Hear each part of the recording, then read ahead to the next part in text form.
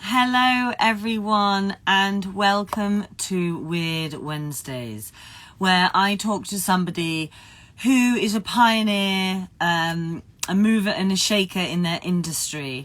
They've created something through passion, through curiosity, and making moves in the world. And today I am going to be talking with Sam from Kefir. I met Sam a while back now, and her kefir is just the best I've ever found. It's traditional, it's organic, it's fermented in the traditional way, and we're going to hear all about what really makes a good kefir. You know, there are lots of products out there. There's good kombucha and there's very weak kombucha. The same with sauerkraut. Lots of these products that are touted as being good for the gut, but are they really good for the gut based on how they've been made and the processes that they have gone through? So hello everyone, thanks for joining. I'm going to get Sam on here now, and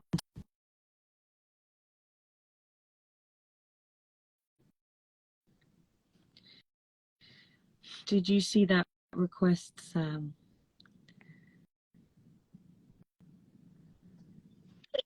There she is. Hello, wonderful to see you, lovely. I'm a bit nervous actually. This is my first Instagram live, so well, it's the first time for everything. So where in the world are you? Are you down in your fermenting cave? This is actually next door to the fermenting cave. The fermenting cave's not as pretty as I would like it to be, so I've sat in my friend's kitchen, which is just opposite, so we're based down in East Sussex. And you were at Tablehurst Farm last weekend for I wish I'd been, and the next time you're going to be there, I'm going to be away. But yeah, it's there again this Saturday. But yeah, it was a really nice day, really good sort of community down there, and obviously an amazing selection of food, which was a winner. Absolutely, we love a good food. So, Sam, tell us about your company. Why did you start making kefir? What is kefir, and how do you make it?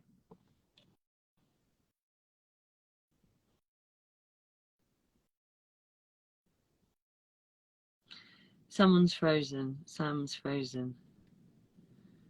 Don't worry, she'll come back. Maybe, she jumped out.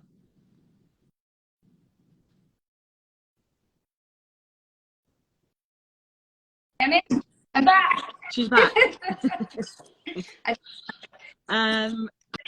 Did you hear those questions? Yeah. Tell us how you got started in this fermenting kefir business. What was the catalyst that made you want to try it and then make it yourself? So about 7 years ago, I was working with a friend, and she is very much into fermented foods. She's got her own company, makes lots of different amazing things, and she introduced me to kefir. And you know, it's not the prettiest of things when you see it being made, and I was a bit put off, I must admit, about trying it. And then I got into drinking it on the regular, and I was like, wow, this stuff's like really good. Did a lot of research into it, and I couldn't believe how much research was out there then. Now there's like even more.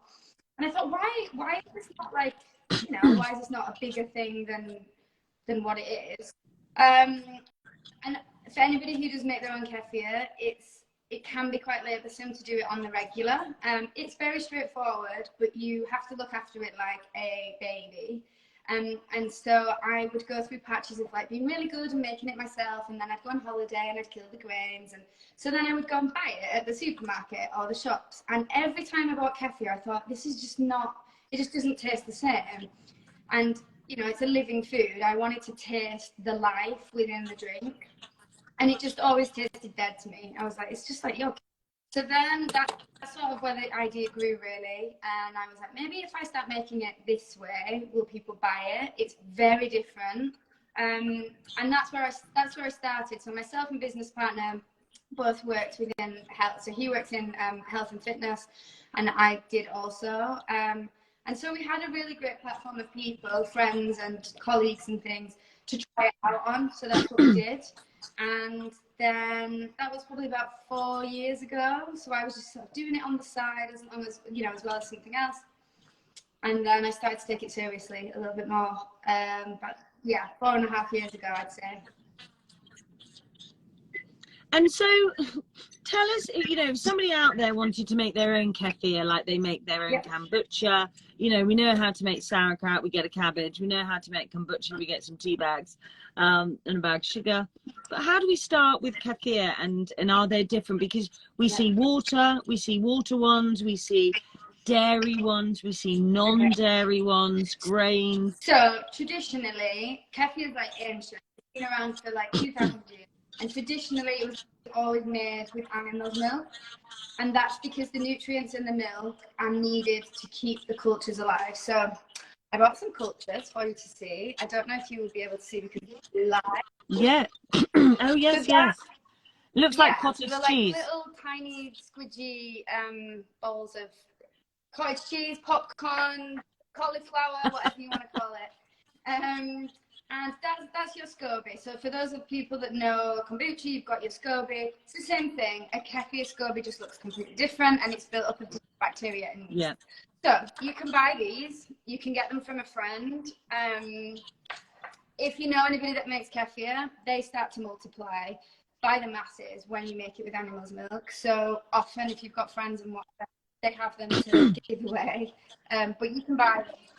So could I buy them from a shop? No, you can't see them on shop. So we sell them occasionally, not all the time. It just depends. We have an influx of them. Sometimes we get rid of them, and then we like to keep some. So sometimes we will sell them. There's other websites out there. I would always say to look for organic ones, because then you know that they've grown with organic milk. Because it's live and they're going to go through the post, so that's why mainly you get them from a friend, because it's perishable. I mean, they'll be fine without milk for, you know, if you're going to send it first class for a day or two, they'll be fine. It just, they're quite hard. Like, a lot of the time people go, oh, I killed them when I went on holiday. And it's really hard to kill them. You really have to like deprive them of food for a long time. They come back. Sometimes they're just a bit sluggish after you've been away. If they've been in the fridge or anything, they'll be a bit slow. And so the same, if they've been in the post, they might not be ready to go straight away. You might just have to, you know, nurture them for a little bit. So you add those with milk, and the milk source to me is the most important thing. So I work with a farm down here in East Sussex called Hook and Sons, and they are an amazing dairy farm. They have raw milk, they have pasteurized milk, and it's fully grass fed. So whatever, you know, like a baby, whatever you feed if you look after the grains are going to give you a better quality of kefir. So the best quality of milk you can get, you know, that's how it works. And the nutrients within the milk basically are what help keep the grains alive. So they eat up the lactose. So for some people that are lactose intolerant, they can actually consume kefir depending on the severity of it, because the cultures eat the lactose within the milk. And so then when you start experimenting with different milks, or like water kefir is completely different. The different cultures, it's built with different bacteria and things. Anything that's not an animal milk, I get asked this all the time, can I make a non-dairy version? It's possible. The grain... Because you see coconut, see coconut kefir. So basically, if you were to make it with the cultures like we have here, eventually they'll start to die. So there's not sufficient nutrients in the milk to keep them alive long term. Versus when you make it with animals' milk, they start multiplying. So, you know, you can kind of, and I always sort of go, well, if you're doing it from a nutrition standpoint, dairy version is definitely the best, because not only is it full of probiotics, but it's just got so much other nutrients within it as well that are enhanced through fermentation. So, water kefir, again, completely different SCOBY. You add sugar and water and ferment it that way. The level of bacteria and the variety of bacteria is much less. But it's still, you know, still beneficial. So there are other options out there, but you are getting the best version if you do it with dairy. Okay.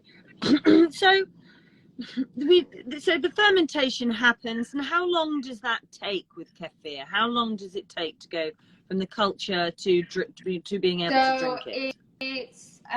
It varies. Temperature is the kind of integral thing to it. So if it's winter, it can take a little bit longer. You're looking at between 18 and 25 hours, 24, 25 hours, but the temperature is going to determine that. So obviously I have a temperature controlled vicinity where I do it, which helps. But if you're just doing it from home, I would say in the summer you want it in a cooler place. In the winter you want it in a warmer place, and then that's gonna, you kind of want it at a 18, 20 degree temperature. And then you get used to how long it takes and how you like it as well. Some people like it on the milder side, some people like it on the stronger side, and you kind of get to know that once you've started fermenting. Okay. Now, we all seen all these kefirs in the supermarket, and talk to us about, I mean, for me they don't seem that different to flavored yogurt. And isn't there something about when you put a flavor into the mix of the fermentation, then that stops, or it reduces the amount of the bacteria that can multiply? Yeah, so obviously sugar can be quite harmful to bacteria. So if you're going to go to the supermarket and buy mango and passion fruit kefir, yeah, it might taste great, but you really have to question the bacteria content in that. And so anybody that drinks kefir generally drinks it because they know that it's good for them, they know it's good for the gut. Why not choose the one that's best for your gut, right? Commercial kefir is made completely different to begin with. So rather than using the scobies that we have here, they use a freeze-dried bacteria. So in theory, it's still a living culture. If you see it on the bottle, it will still say a living culture. It is. But they make it very similarly to yogurt. So they will choose, let's say, 5 different strains of bacteria. So they'll say, right, we want lactobacillus, bifidobacterium, da-da-da-da. They choose their 5. And then they add those to the kefir, it ferments, and that's why you get a much milder kind of yogurty taste. When you make it with the grains, it's a completely different ballgame. So you're playing with, they say, between 30 and 50 to 60 different strains of bacteria and yeast. So you will notice the difference in taste instantly if you drank a kefir like ours versus supermarket kefir. But then you will notice the difference in the kind of functionality of how it, you know, how it helps you. So the reason that you can get a lot of different flavors in the supermarket is because their bacteria count is much less varied. So they will say, okay, it's got millions or billions of bacteria in, and it does, but of 5 different strains. I haven't tested the amount of different strains of bacteria, but the taste kind of does the barking really. And as I say, they stay between something like 30 and 50 different strains of bacteria in yeast in a kefir made traditionally. I cannot make flavoured kefir because of the way that I make it. So as soon as I add anything that's got any natural sugars in, so fruit, and I leave it, that fruit then continues to ferment. Obviously, it's going to go out on the shelf and it's going to be like, woo, champagne. And that's because, and that's because there's yeasts in there, natural occurring yeasts that work with the bacteria that are beneficial, and the bacteria is much more varied. So it's a wilder product, I would say, if you do it with traditional kefir. Yeah. And it tastes as such as well. You know, you feel like it is medicinal. There, you know, when you drink the flavored ones in the shops, you're like, oh, this is a bit of a treat, but it is flavored yogurt. It's like drinking strawberry yogurt. And when you drink yours, there's a real tang, and kefir should have a tang to it. I remember when I first tried it and I gave it to my dog, Rocky, and he just lapped it up. I mean, we need more, but it's just good for his gut as well. I mean, it's good for Exactly. everyone's guts. And I try, on a nutritional point of view, to get clients taking your kefir. I'm like, if you're not going to take this one, don't bother taking any others, because otherwise you might as well take the probiotics that have the multi-strain and the variability of all those different good positive bacterias. If you're taking gut yogurt, as they're now called in supermarkets, or any kefir in a supermarket, it's just so, for me, it's so devoid of any health. And a probiotic in a jar can do more than that. I mean, it's like anything, right? As soon as something becomes very commercialized, you know, I understand it from a brand's point of view. If I wanted to be on the shelf in Waitrose, for example, the kefir is a living food. It does not stay the same throughout its life. It's completely different from day 1 to day 21. It tastes completely different, and as consumers, we're used to buying something that tastes the same all the time. And so, you know, that's been really hard for me to explain to customers when it's 2 weeks old, why it tastes different. We're not used to it, but that is the purpose of, you know, of a living food. It doesn't stop, it lives. Yeah, they kind of have to do it that way. And I always say, look, maybe it's better drinking that than not drinking anything if you really can't stomach ours. But I will say, for 9 out of 10 scenarios when people go, oh, I really don't like it, or it's really different, your taste buds adjust to it. So it's a bit like Marmite. Some people love it, some people hate it, fine. But if you really need it for like the beneficial qualities that it offers, you just have to trust your body. Just have a little sip every day. Make a smoothie with it. You can't even taste it in a smoothie. And what about if we put fresh fruit with it? For the people who do find it a bit hard, could we mix it, blend it with a raspberry or something? As soon as you pop it in a smoothie, you're having it fresh, amazing, perfect. If you leave that smoothie, which my mum once did, she made a smoothie. It's like, right, yeah, that's my breakfast for the next 4 days. Left it in the fridge, and then by day 5, opened it, and the whole white thing was then pink. So you have to be careful in kind of leaving it, but making it fresh every morning. Like, loads of people have smoothies for their breakfast, right? Making it fresh every morning, putting a shot of your kefir in, amazing. You cannot taste it. So for people that are really, really find it uncomfortable, get those nutritional qualities in, get the benefits, and pop it in a smoothie, boom. But also just allow your body to just trust your body. It does change. You do get used to it. And the amount of people that have been like, oh, at the beginning, give them a month, they're addicted to it. So, yeah, shot a day. Shot a day, absolutely. And do you get people who sort of come to you almost like, you know, an advice platform that will say, I've got condition X, will kefir help me with it? And then do you also get people reporting back to you saying, I've been taking your product for a month and this is what I found? Yeah. Can you share any of those The main findings? ones tend to be IBS. So a lot of people that struggle with IBS. And a guy said to me the other day, one of our customers, I think you should call it the new like weight loss pill, because the amount of bloat that he'd lost, because he was just constantly bloated, and he was like, it's just resolved it straight away. He'd not changed anything else. He'd added that into his diet, boom, sorted. And IBS tends to be like a really popular one. I've got 2 customers at the moment that have joined our subscription, and one of them had eczema and the other one had psoriasis. I checked in with the customer that had psoriasis maybe after about 6 weeks, and it's cleared up, 6 to 8 weeks, I think it was. It's cleared up by 40% from consuming the kefir. And then a friend of mine who suffered with eczema completely cleared it up.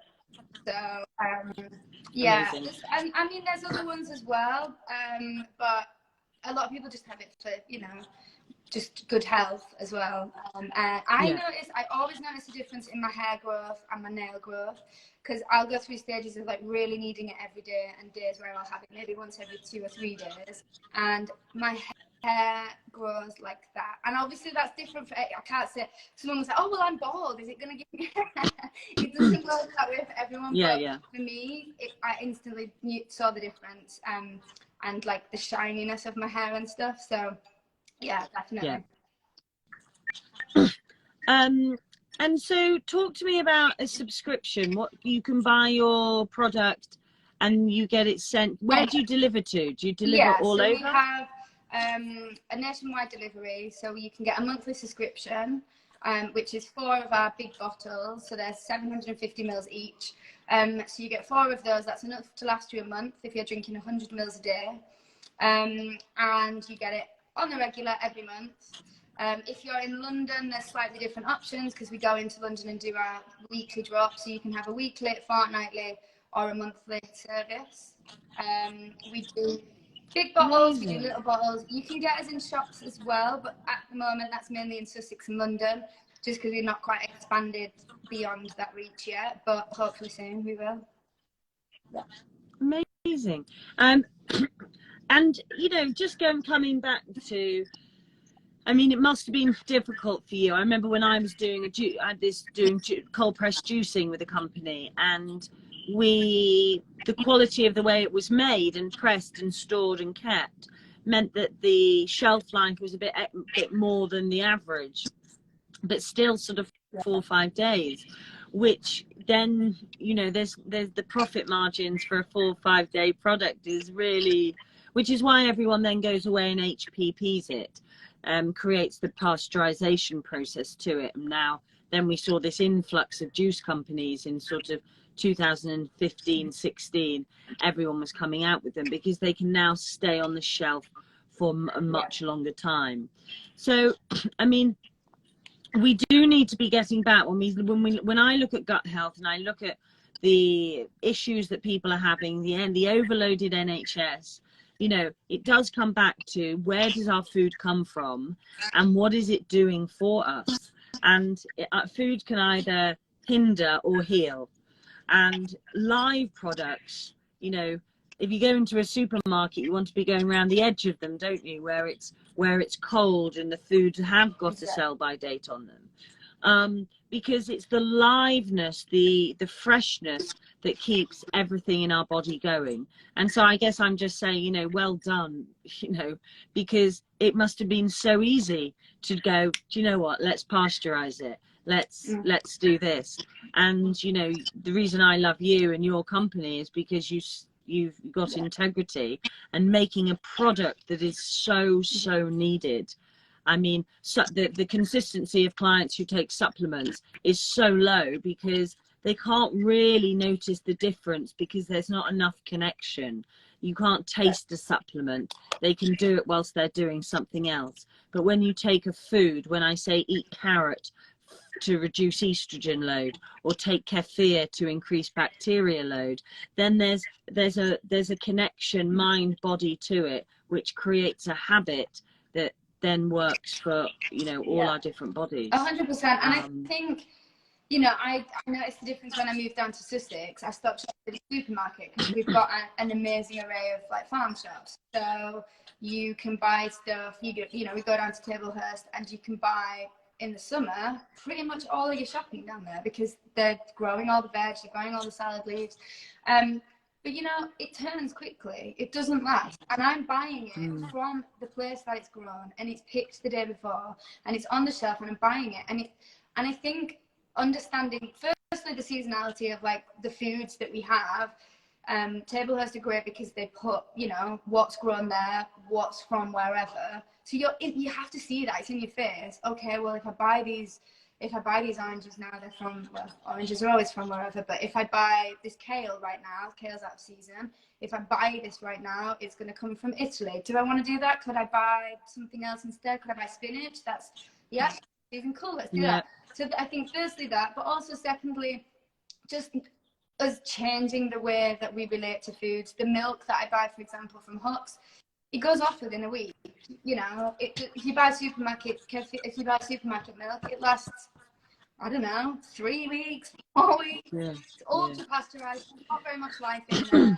And I think that's been like the one amazing thing of like moving down here, just to kind of really get to grips with that. And you know, we don't have the option in London, sadly. Yeah, you can go to farmers markets if you're there on a weekend, but we don't all have that luxury. And so I do think it's really important that there are brands like mine, and not everybody understands it, and it does make it really blooming hard, you know, to fight through some of the noise, because consumers want stuff with a really long shelf life and whatnot. But yeah, it is important to, I think, look for those brands, ask them questions. Like, we don't ask questions about food, where it comes from, how's it grown, what's this, you know, ask questions about it. And why not? Like, that's your fuel for life, like you're saying, you know, you be consuming that every day, not just for the joy of it. It keeps you going. And I mean, the other thing I was going to say, sorry, Hannah, the other thing I was going to say about the kefir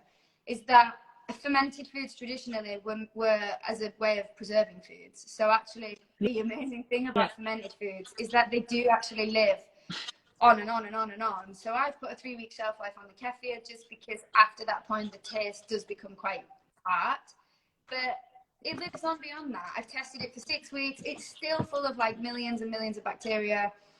I dare say I could do the same again in 6 months and it'd still not have anything harmful in, because that was the whole point. We didn't used to have fridges, and that's why we used to ferment food. And so that's the other kind of like really amazing thing about making it yourself. Get 101 jars going around the kitchen, and you're getting in the microbes, but you've got foods that just last and last. Exactly. And it sort of makes us more adaptable in the kitchen. And actually, the key, I always say, the key to good health is really using your hands. You know, if we're not prepared to get our hands dirty, then we're relying on so many processes that our body has to digest itself, and actually using live fermented foods within reason. You know, I do see people with SIBO conditions because all they eat is fermented food, and in a gut that's already fermenting, doesn't really help the situation. But it does, you know, I would definitely say to people, just, you know, go and get some cultures and start getting your hands dirty. When I first made kombucha, I mean, the SCOBY just turned within weeks, you know, and you're like, oh my God, I've done 3 weeks and I've really checked it and tried it. And then you lift up the tea towel and it's like, and it's easy to go, oh, bugger it, I'll just buy it in the shop for £9. But it's really good to persevere, because good gut health is really about making your own food and re-inoculating it with food, knowing where it's come from, as you say, learning the seasons and learning how to take something and make it into something else. You know, like you say, putting your kefir in a smoothie, making a dessert out of it, adding it. I suppose you could probably, I mean, obviously when it gets heated, then it loses some of its bacteria, but you know, could you use it in a soup to sort of taper the spice down, or to add a bit of creamy effect to a soup or something like that, and so that it doesn't go off in the fridge or get too tangy for people, maybe. Sure. There's loads a lot of people bake with it. Again, you do lose a lot of the bacteria from doing that. But you know, let's say you've got some left, it never has to go to waste. Cool, I'm going to bake with it today. I'm going to marinate my meat or whatever and cook with it. So it is kind of like a really amazing thing to just have in the fridge. Even if you don't drink it all by whatever day, there's still 101 other things you can do with it. Amazing. Well, I for one, need to put an order in, not only for me, but my rather large puppy dog as well, who absolutely loves the stuff. And so how can we do that? I'm going to send a link to your website. If you have any questions for Sam, guys, either DM me, but Sam's details are already here. So feel free to send her emails, try the product. I'm sure there's an offer there, or just a sample packet. And if you've got any questions, Sam can answer them. She is the queen of kefir. and we'll probably be only too Yeah, happy to help. I'll put a code actually on the bottom of the video, and then also I manage the Instagram for now. So any questions, just ping them over. I will be there at the other end of the phone. All right. Amazing. Thank you so much for joining us, Sam. And next time I must come down to your fermentation headquarters, and we must, I don't know, make a fermented banana cake. See it. We'll make an array of different things. We've got the bluebell walk that's just about to start here, so all the bluebells will be out. So it's a perfect time. You and Rocky should come down and yeah, come for a walk, and I'll show you around. Amazing. Yeah. I can't wait. Sam, you're an absolute godsend to the gut industry, and we just need to spread the word. So tell everyone about this kefir. It is the only one to be buying that is currently on the market for the way that it is made traditionally and organic, and that makes a difference when you're using dairy fresh products. I think it's important that it's organic, and nothing else. Thank you so much. That means a lot. Really does. Pleasure. Okay guys, hopefully I'm not here next Wednesday for Weird Wednesdays, but we will resume the week after, and in the meantime, you know where we both are. If you've got any questions, have a great afternoon. Thanks for joining. Bye. Bye.